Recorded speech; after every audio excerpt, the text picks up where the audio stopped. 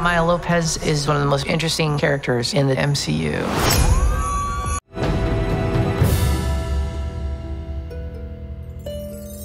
This is Brian with ScreenFiles.com and Trailer to Reaction. I hope everyone is having a good day and that 2024 is the best possible year for everybody. I know that's not going to be the case though, because reality. That being said, do the best you can, and I know it can be hard out there. What I'm looking at today is a trailer for Echo, titled The Time of a New Queen. And Echo as a series interests me because it shows to me that Marvel Studios is changing, and they have to change if they want to remain successful.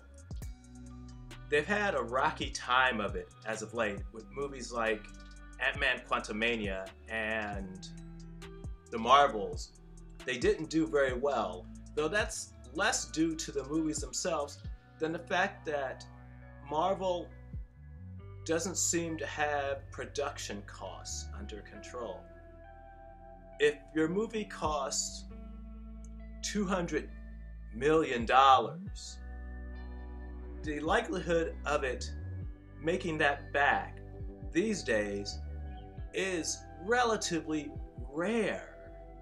And I don't understand why that seems to be a mystery.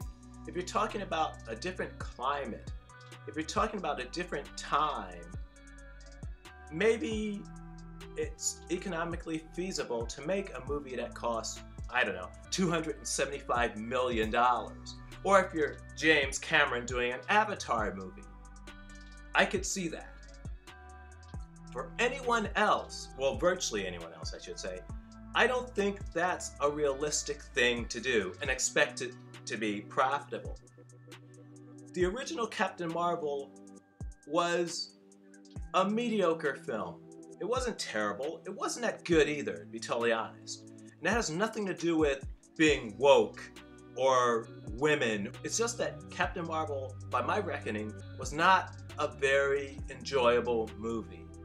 It just didn't work for me. And that it made $1 billion is more an indication of the time it was made, more so than the movie itself. The same logic applies to Aquaman, which was also a pretty mediocre movie, but it also made over $1 million. That's primarily due to the time it was made, more so than the movie itself. So what does that have to do with Echo? Marvel Studios, I believe it was under Bob Chapek, was pushing their streaming division. And so he not only put titles on streaming that should not have been on streaming, essentially hurting Pixar, but he had Marvel churn out more content. Now there's a thing about increasing content spend. What it does is it dilutes the theatrical offering, because why go to a movie when you know it's going to be on streaming? Or conversely, if you produce so much content, people never get used to you not being there.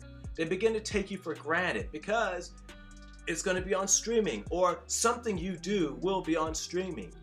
It makes you less interesting because there's always something from you available. In other words, people don't have time to miss you. Marvel needs to do two things, by my reckoning. Produce edgier content, which Echo fits the bill perfectly.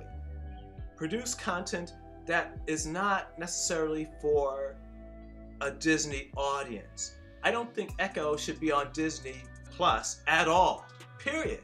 Echo should be on Hulu. And in fact, Marvel Studios should be creating content exclusively for Hulu.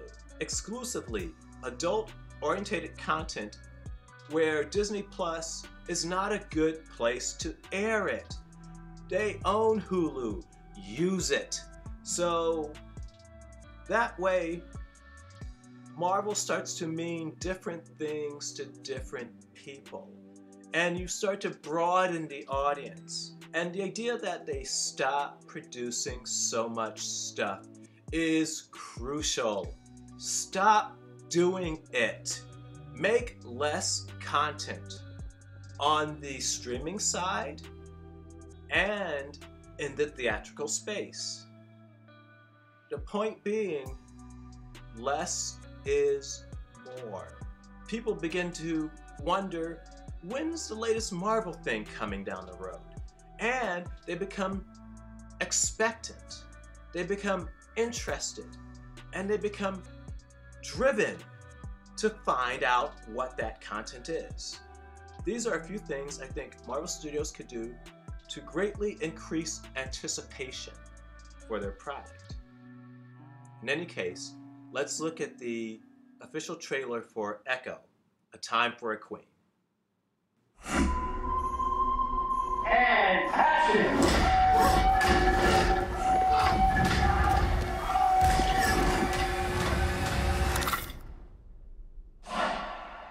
You did better than even I expected. Maya. Maya Lopez is one of the most interesting characters in the MCU. That's also bullshit. She's badass and she's also deaf.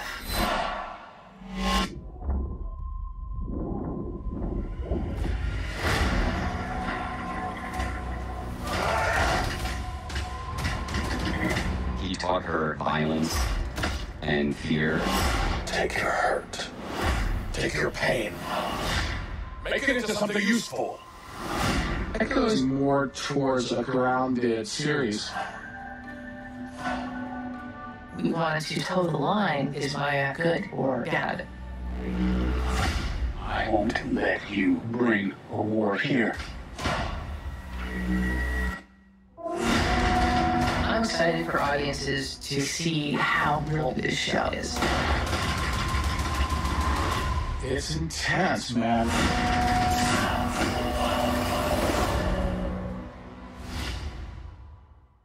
Well, that was the trailer for Echo, A Time for a Queen. And the Hyperbole always irritates me. She is not the most interesting fucking Marvel character. She is not, by any stretch of the imagination. And people who say such things bug me because, never mind, as I said, it's hyperbolic. It tells me they don't understand Marvel. There are literally tons of more interesting characters. And what they should be doing is stressing who she is and why she is interesting in her own right. Not saying she is more this or more that than anyone else. I don't get that, and I find it off-putting. That being said, I do think that this series is going in the right direction based upon what I have heard of it. Because, as I said, it's trying to be something different. It's very much in the vein of the Netflix shows, which were very well received. Though, unlike the Netflix shows, it likely is budgeted significantly better, and that's important. Though, what do you think? This is Brian with ScreenFiles.com and Trailer to Reaction. Do you agree, disagree? Let me know down below. And as usual, consider a like or a follow. Peace. And have a great new year.